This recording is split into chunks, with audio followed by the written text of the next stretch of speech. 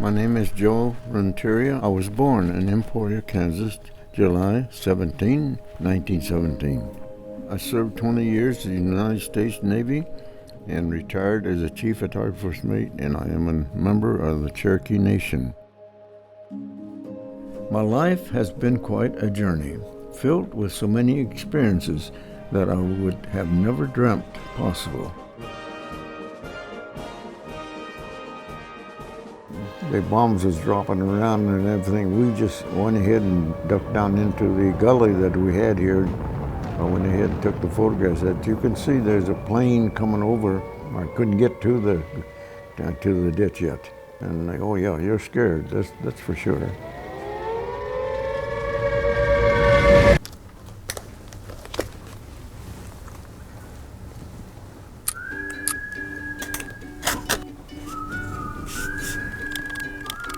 Oh boy, this is no one.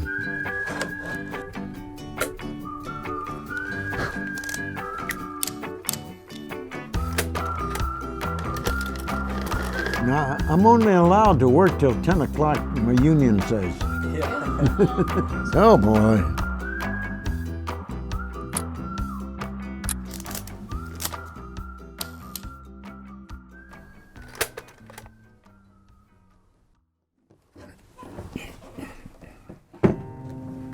During World War II, after Pearl Harbor was bombed, as we took over one island, before we went to the next one, we went ahead and photographed it completely. We didn't know nothing about these islands. When we came in afterwards, we had photographs. We knew the time the tide would come up, when to drop our landing gear, so we could also get our tanks and everything else in there. The first time I went up and I was standing there, attention, handing the pictures to the lieutenant to give them to him. I wasn't supposed to talk to the admiral. And the officer says, well, bring them. Well, forgot about protocol. I just turned around and walked to the admiral. The admiral said, from now on, you bring them to me. That was Admiral Halsey, and I worked throughout the war with him. There was a lot of times that they would see us coming in and we would fire at them, definitely.